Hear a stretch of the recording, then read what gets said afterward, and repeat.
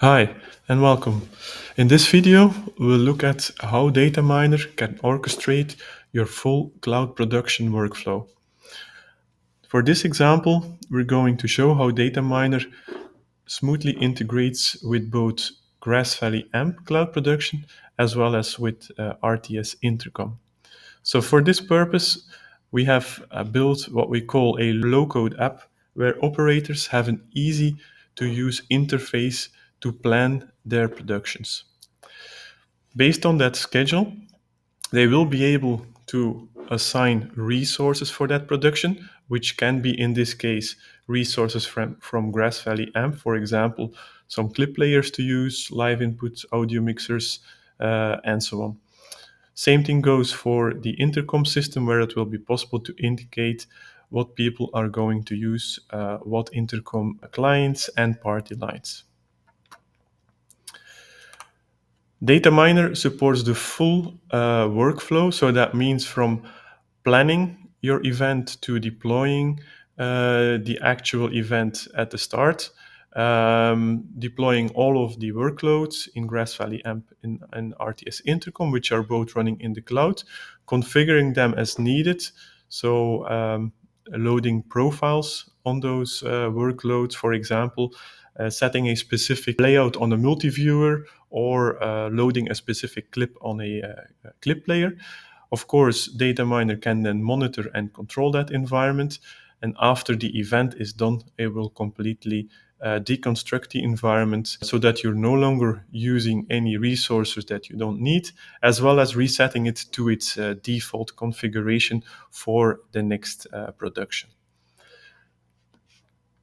So in all, DataMiner will be able to manage all of the booking of the resources for that specific production.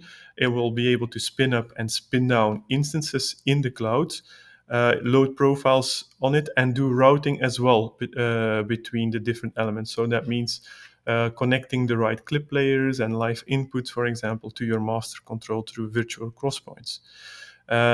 Next to that, of course, it can do the monitoring of all of these devices, see that they are running without any issues. And as well, what we could also do is do cost reporting and cost prediction of the use of those cloud environments for your production. So let's see that in a demo. So let me first introduce the different environments.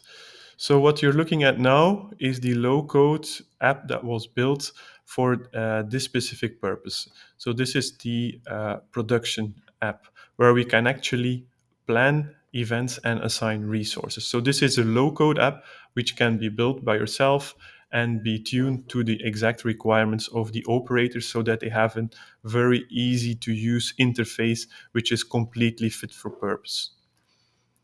Next, we have the Grass Valley AMP environment. So this is an overview of a dashboard showing the different production environments. So we have a production 1 and a production 2 environment with some live inputs, some clip layers, some virtual crosspoints, master control, audio mixer, and a flow monitor with a multi-viewer. On the right side, we see all of the workloads. So the workloads represent all of the components here. So the different clip layers, the audio mixer, master control, and so on. And here we see their current state. So if they are actually running or just in a ready state or waiting state. Next to that, we also have a view for the operator, for example, with master control and flow monitoring, which is currently disabled. As you see in this environment, everything which is in gray here is currently disabled. There's no routing as there's no production going on. Next to that, we have the RTS intercom client. So here we see a view of a intercom panel where currently it's also disabled. There's no connections between the different clients and a party line. Okay, so let's start with scheduling a specific event. So we create a new job. So for example, we're planning a game. Then we assign it a specific event template, which we which we can reuse. And then we're going to assign, of course, a start and end time for that specific event. So let's say we'll start in 50 minutes, and we give it an end time as well.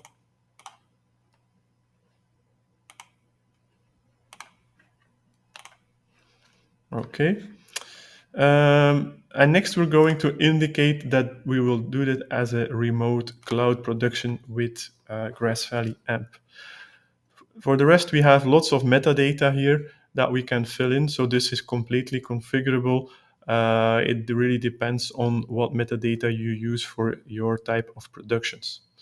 So once we're happy with this, we'll save this, and we'll see the event appear in the schedule in a draft state. So for now, it's just some metadata about that specific production. So we can go in again, and then we can actually assign resources that we're going to use for that specific event. So we click the Select Resources button, and now we get options to choose between the available resources. So in the background, DataMiner knows all of the available resources because it has a resource schedule behind this. So both for Grass Valley as for Intercom, it will for the RTS Intercom, it will know actually what of the clip players and audio mixer, each workload, it will know its availability, and it will only show those that are available during that specific event. So I can go in here and choose a specific input, a clip player. So this can also include some configuration like preloading some media on that specific clip player. Like in this case, we're going to load an Apple clip. I choose a specific multi-viewer. And then on the intercom as well, I can actually assign the different users that are going to talk on the intercom, and I can choose a party line as well. So it's not only resources, but also DataMiner can keep track of all of the actual people assigned to this production and their availabilities. So I go in and select what is suggested. So next you will see here that the production event here is going to a waiting for approval state. So now I can go in and review all of the resource assignment for that event. So you see here the Grass Valley workloads that are assigned, and then I can go in and approve. Once approved, you will see it going to a confirmed state. Yeah, that is shown here in the stepper component, and I'll go back to my schedule. So now you see in the schedule as well that this event is confirmed and is planned to start in 10 minutes. So let's say we want to start that event early. So immediately from within the low-code app, I can actually start that booking early. So let's say start event. And you will see now that the event will start right now. So this means at this point that DataMiner will look at all of the resource assignments and will start to spin up those resources and pre-configure them as needed based on the template that was assigned to this specific type of production. So let's have a look. So now we'll see here on the right side, we see each of the components that are needed for this production will be spun up by DataMiner. So you will see it will only start those workloads that it really needs for this production. So it will only start one of the clip players as we only choose one, the master control, audio mixer, multi-viewer that we selected. And then it will, once all those are in a running state, then it will also do the routing.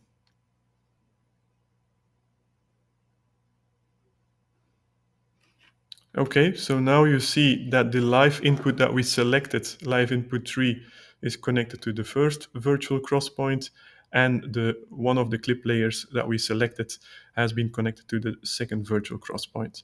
Also, the clip that we selected, the Apple clip, is preloaded on this clip layer.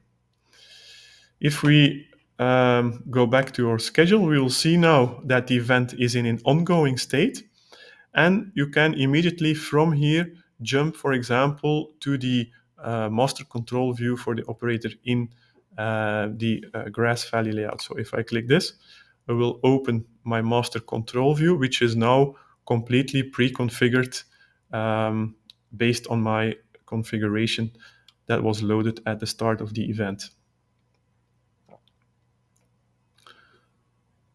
So now you can see here that on the first input, we'll have the live signal coming in, the third live signal, and here we see the clip layer. So now we can actually go in and do our production. So we can cut here to switch between the clip layer and the live event. We can go back. We can do a picture in picture. So we can actually do our full production. Also, when we have a look at the intercom, we will see now that the selection, based on the selection that I have made, user has been added here to my selection on my intercom panel, as well as a party line. So that has been configured in parallel as well. So now the event is going on, and at some point we might say, okay, we want to end that event early. So in that case, we can go back to the app. We select that specific event and we say end event. Okay, so now we see that the end time of the event was adjusted. And at this point, DataMiner will actually start spinning down all of the resources and resetting them to their default configurations. So if we have a look at the workloads here, they're still in a running state. And now at the end of the event, DataMiner will go in and stop all of the instances here and reset their configurations.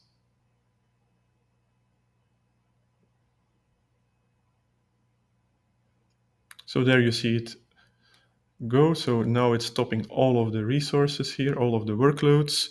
And as you can see, the routing with the virtual cross points has been reset as well. If we go to our master control, you will see that everything is shut down here. And if we have a look at our intercom panel, the configurations are reset as well. So with this demo, you can see how DataMiner can orchestrate the full life cycle, making sure that you're only using the resources that you need, that they are available at the time you need them, and that you keep track of your schedule and your resource assignment. So thanks for watching, and please, if you have any question, reach out to us.